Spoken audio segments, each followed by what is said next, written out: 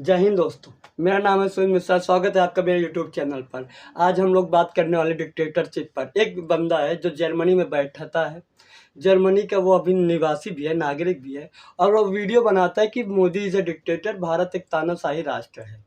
ठीक है, हम आज उसी के बारे में चर्चा करेंगे कि क्या सच में तानाशाही है कि नहीं है।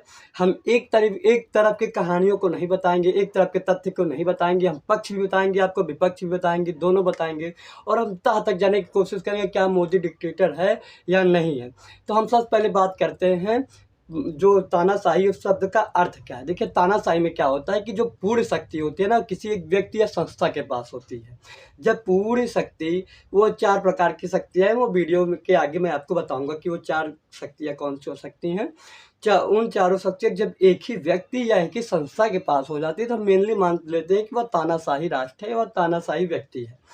तो हम जानते हैं कि वो 4 शक्तियाँ हैं क्या। देखिए, पहली है कि वह सेना पर नियंत्रण करता है। दूसरी क्या है कि न्यायिक प्रक्रिया में हस्तक्षेप करता हो। तीसरी के जो हमारी सरकारी संस्थाएं हैं उन पर दबाव बनाता हो। और चौथा क्या है कि ये मतलब एक संस्था है वगैरह नहीं है, यह है कि मनोवैज्ञानिक तौर पर वह देश की जनता को ऐसा दिखाया जाए कि जो कर सकते हैं हम ही कर सकते हैं, इसके अलावा कोई नहीं कर सकते। जो भी बड़े बड़े फैसले हो सकते हैं हम ही कर सकते हैं, इसके अलावा कोई और नहीं कर सकता है। और हमें पता है कि बड़े बड़े फैसले किसने लिए हैं। तो हम इन चारों के अब हम इनको खोल के देखेंगे कि क्या है, इसके अंदर क्या बातें हैं, और हम तह तक जाने की कोशिश करेंगे। हम सबसे पहले सुनते हैं विपक्ष की। लोकतंत्र है, विपक्ष की भी सुनेंगे, पक्ष भी की सुनेंगे पहले, लेकिन विपक्ष की सुनेंगे, क्योंकि जिस देश का विपक्ष मजबूत होता है उस देश का लोकतंत्र मजबूत होता है। हम पहले जानते हैं विपक्ष। विपक्ष आरोप लगाता है कि जो बीजेपी सरकार है, यानी जो मोदी सरकार है, वह क्या करती है, सेना पर नियंत्रण करने की कोशिश करती है।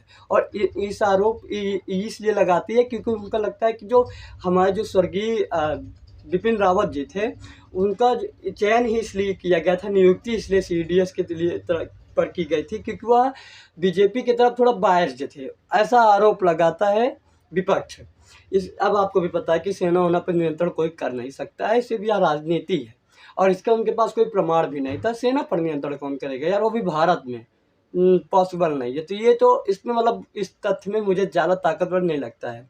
दूसरा क्या है कि न्यायिक प्रक्रिया में हस्तक्षेप की बात होती है। विपक्ष आरोप लगाता है कि जो रंजन गोगोई थे वो बीजेपी के तरफ मोदी सरकार के बहुत ज़्यादा बायस थे, क्योंकि आप देखेंगे उठाकर जो राफेल का जो क्लीन चिट मिला था वो किसके कार्यकाल में मिला था मोदी जी को, रंजन गोगोई के। राम मंदिर जो 500 सालों से चला आ रहा है, 2014 से ये प्रधानमंत्री है, किसके कार्यकाल में मिला था, रंजन गोगोई के कार्यकाल में इनको वह फैसला आया था। और भी बड़े बड़े फैसले, मतलब मेनली जो बड़े बड़े फैसले हुए हैं वो रंजन गोगोई के कार्यकाल में हुए हैं। वो हमारे देश के पूर्व सीजीआई रह चुके हैं, उनके कार्यकाल में रह चुके, तो ऐसा आरोप लगाता है। तीसरा क्या है, संस्थाओं पर दबाव बनाना विपक्ष के ऊपर, कि मतलब संस्थाओं के माध्यम से विपक्ष के ऊपर दबाव बनाना। जैसे कि हमारे यहाँ जो सरकारी संस्थाएं ईडी है, सीबीआई है, उन पर दबाव बनाना, जैसा कि अभी केजरीवाल जेल में है। चौथा क्या है कि बड़े बड़े फैसला लेना, जो आपको बता चुका हूँ, जैसे इन्होंने धारा 370 हटाई है, 3 तलाक को ख़त्म किया, यूनिफॉर्म सिविल कोड, एनआरसी हो गया, सीएए हो गया, एनपीआर हो गया। अब बहुत बड़े बड़े फैसले लिए हैं। अब हम जानते हैं कि इसकी तह तक जाते हैं, हम कोशिश करते हैं तह तक जाने की। देखिए, पहला क्या था, सेना पर नियंत्रण, हमने बता दिया कोई भी नहीं कर सकता। दूसरा क्या था कि न्यायिक प्रक्रिया में हस्तक्षेप। देखिए, अभी जो कि हमारे देश के जो हमारे सीजीआई हैं, DYSS चंद्रचूड़ जी हैं, उन्होंने इलेक्टोरल बॉन्ड के मुद्दे पर किस तरह से फटकार लगाई है मोदी सरकार के ऊपर से, वो भी आपको पता है। और वह कैसे कार्य कर रहे हैं आपको वो भी पता है।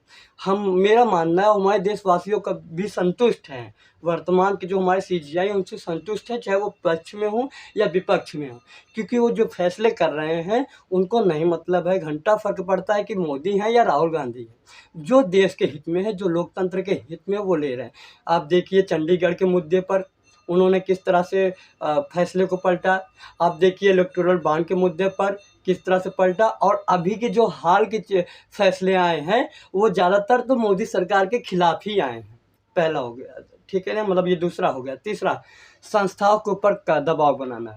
देखिए, ये बात छुपी नहीं है कि अभी क्या है कि ईडी और सीबीआई जितना ज़्यादा काम कर रही है उतना पहले काम नहीं करती थी, ऐसा लोग मानते हैं, लेकिन नहीं, काम तब भी करती थी। तब हाईलाइट नहीं होती है, आज हाईलाइट किया जा रहा है या हो रही है। आपको मैं डाटा सही बताता हूँ। 2010 में अमित शाह जी 15 दिन के लिए जेल गए थे। 2003 में नरेंद्र मोदी 1 हफ्ते तक जेल में रहे थे। और ऐसे में अनगिनत कल्याण सिंह, उसके बाद में आपको बहुत सारे अच्छे चेहरे गिना सकता हूँ।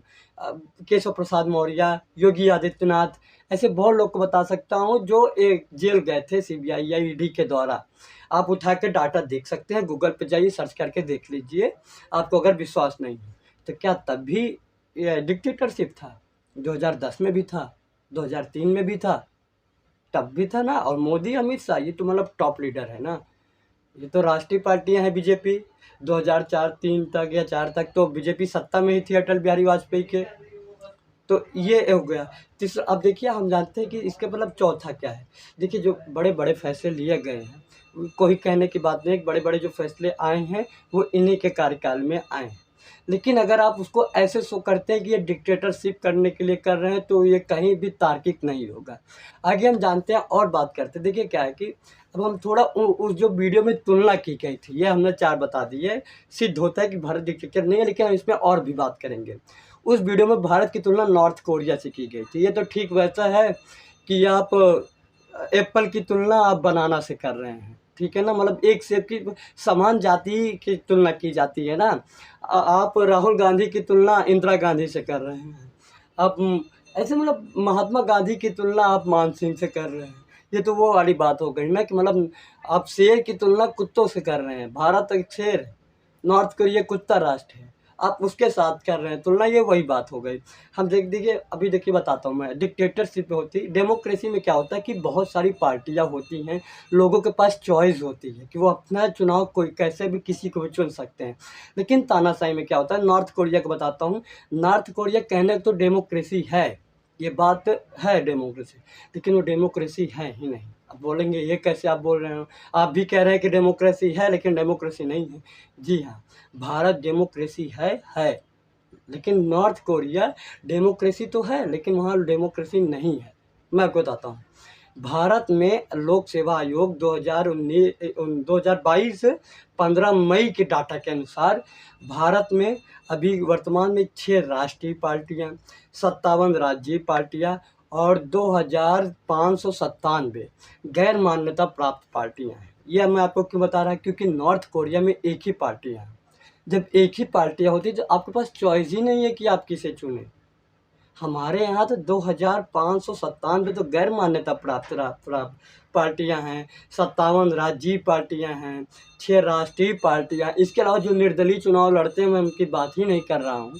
हमारे पास इतनी सारी चॉइसेस हैं कि हम अपने लोकतंत्र का इस्तेमाल, अपने वोट का अधिकार, हम अपने अपने अधिकार के अनुसार हम चुन सकते हैं, हमारी ये स्वतंत्रता है। लेकिन मैं वहाँ क्या होता है, वहाँ पर इसे क्या होता है, एक ही पार्टियाँ हैं, 2 ऑप्शन दिए जाते हैं। आप संतुष्ट हैं या आप ठीक ठाक हैं। मतलब एक होता है कि हाँ आप बहुत ज़्यादा खुश हैं, नहीं बहुत ज़्यादा दुखी भी नहीं है, खुश भी नहीं है, ठीक ठाक है। लेकिन वोट उन्हीं को जाएगा। और जब कोई ठीक ठाक पर क्लिक करता है तो उसका हाल क्या होता है वो आप बताने की ज़रूरत है नहीं, आप लोग अच्छे से जानते हैं। तो भारत में लोकतंत्र है, आधा अधूरा ज्ञान आकर मत ठेलिए, ठीक है ना। अच्छे से थोड़ा जानिए समझिए। पार्टी वगैरह उठा के डाटा देखते वगैरह नहीं है क्या आप, लोकतंत्र है, ठीक है ना। इसके अब जैसे अरविंद केजरीवाल का बयान आता है। अरविंद केजरीवाल ने 2018 में बयान दिया था कि अगर मोदी अगर आ गए, चुनाव जीत गए तो 2019 के बाद 2019 में चुनाव नहीं होगा। 18 में बयान दिया था और बोले 2019 में चुनाव नहीं होगा। हुआ चुनाव। दिग्विजय सिंह ने 2013 में कहा था मोदी डिक्टेटरशिप है, पता नहीं कैसे। 2013 में सोनिया गांधी ने कहा था अगर मोदी जीतेगा 2014 से ही डिक्टेटरशिप आ जाएगी। नीच शब्द का इस्तेमाल किया गया था मणिशंकर अय्यर के द्वारा। कहाँ आई डिक्टेटरशिप? 10 साल हो गया। 10 साल में मुझे कहीं नहीं महसूस हुआ कि मुझे डिक्टेटरशिप है यहाँ पर। लेकिन अगर आप तब भी अगर लगता है तो कोई बात नहीं। लेकिन जैसे मैं आपको एक और अच्छे से अब हम इस पर और बात करते हैं। एकदम मतलब निष्कर्ष है ये मेरा। यार कैसा डिक्टेटर है यार वो, जो मुझे समझ में नहीं आ रहा है कि आप एक तानाशाह को तानाशाही देश में और उसको तानाशाह बोलकर बच जा रहे हैं। उस पर चर्चा करवा ले रहे हैं, उस पर डिबेट करवा दे रहे हैं, उसको देश के राजनीतिक मुद्दों में ला दे रहे हैं। कैसा डिक्टेटर है यार, ऐसी लालच है ऐसी मुझे डिक्टेटरशिप पर। और फिर आप एक ऐसा डिक्टेटर है जो अपने ही देश में हो रहे हैं शाहीन बाग, किसान आंदोलन जैसे विद्रोह मतलब विरोध को, धरना प्रदर्शन को रोक नहीं पा रहा है। 7 साल भर होते चला जा रहा है। कैसा डिक्टेटर है यार कि ये रोक ही नहीं पा रहा है धरना प्रदर्शन, अजीब सी बात है। और अब हम और आज जानते हैं कि ये कैसा डिक्टेटर है जो अपने ही देश में एक ऐसे मुद्दे पर चर्चा करवाना चाहता है। मैं संदेश खाली मुद्दे की बात कर रहा हूँ कि उस पर चर्चा ही नहीं करवा पाया। आपने देखा कितना बड़ा मतलब शर्मनाक। हम महिलाओं के अगर नज़रिए से देखें तो हमें हम ऐसे रूह काँप जाती है। ऐसा कांड हुआ था संदेश खाली में महिलाओं के साथ, उस पर चर्चा ही नहीं हुई और कि कोई चर्चा किया भी नहीं। कैसा डिक्टेटर है कि यार वो जिस मुद्दे पर चाहता है उस पर चर्चा नहीं करवा पा रहा है। लालच है ऐसे डिक्टेटर पर, मुझे तो लालच है, सच में बता रहा हूँ। मतलब अजीब सा डिक्टेटर है कि वो जो चाह रहा है वो कर नहीं पा रहा है। कैसा डिक्टेटर है कि उसकी सिर्फ 20% राज्यों में सरकार है, आधे राज्यों में गठबंधन से सरकार है। अगर इतना ही डिक्टेटर होता तो उसके पूरे भारत में राज्य होने, पूरे सभी राज्यों में 28 के 28 राज्यों में सरकार होनी चाहिए थी। कैसा डिक्टेटर है, सिर्फ 20% राज्य में पूर्ण बहुमत से सरकार है और आधे राज्यों में गठबंधन से सरकार है। बताइए कैसा ये डिक्टेटर है कि एक चुनाव, चंडीगढ़ के एक चुनाव को वो हैंडल नहीं कर पाता है, उसमें सुप्रीम कोर्ट आकर फटकार लगा देता है, उस पर रोक लगा देता है, फैसलों को पलट देता है। ये कैसा डिक्टेटर है, आप ही बताइए। ये डिक्टेटर है? डिक्टेटर तो नॉर्थ कोरिया से पूछो क्या है, डिक्टेटर तो रसिया से पूछो, चाइना से पूछो, उसको कहते हैं डिक्टेटर। कैसा डिक्टेटर है कि एक चुनाव को हैंडल नहीं कर पाए। बताइए, अजीब डिक्टेटर है। ऐसे लालच है मुझे ऐसे डिक्टेटर पर, इससे तो अच्छा अपना पप्पू है। अजीब डिक्टेटर है। मतलब लोगों का क्या है कि ना एक तरफ का बात बताते हैं।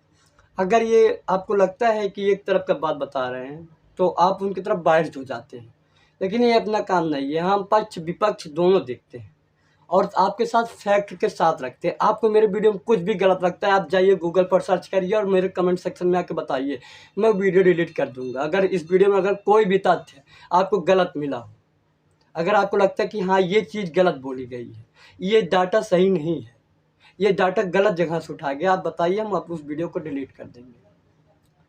तो आधे अधूरा ज्ञान मत ठेलिए, चाहे वो ध्रुव चाटी जी हों, चाहे वो विपक्ष हो। हम भारत के एक जिम्मेदार नागरिक हैं, हम पढ़े लिखे हैं, हम पढ़ेंगे लिखेंगे तभी हम जान पाएंगे कि सच क्या है झूठ क्या है। तब तक के लिए हम अगले वीडियो में आपके से फिर मिलेंगे। तब तक के लिए जय हिंद, जय भारत, वंदे मातरम। और एक अपील करता हूँ कि लोकतंत्र का पर्व चल रहा है, आप जाकर वोट करिए। फ़र्क नहीं पड़ता है आप किसको वोट करते हैं, चाहे आप बीजेपी को करिए, कांग्रेस को करिए। हमारे पास तो अभी हमने बताया कि आपके पास 6 राष्ट्रीय पार्टियाँ, 57 राज्य पार्टियाँ, 2597 गैर मान्यता प्राप्त पार्टियाँ, कोई निर्दलीय है। चाहे जिसको वोट करिए, चाहे जिसको, doesn't matter, doesn't care, but आप वोट करिए। ये मेरी आप लोगों से हाथ जोड़कर विनती है। और लोगों को भी मोटिवेट करिए क्योंकि ये लोकतंत्र का पर्व है, लोकतंत्र का सबसे बड़ा त्यौहार है। हम लोग को इसमें भागीदार होना है। हम युवा हैं। हमारे घर में जो, हमारे आसपास में जो बुजुर्ग हैं, अगर वो अपने से जाने में असक्षम हैं, उनके पास साधन नहीं है, हम साधन मुहैया करवाएंगे, उनको ले जाएंगे और उनको वोट करवाएंगे। भारत के एक जिम्मेदार नागरिक होने का फर्ज अदा करेंगे। तब तक के लिए जय हिंद, जय भारत, वंदे मातरम।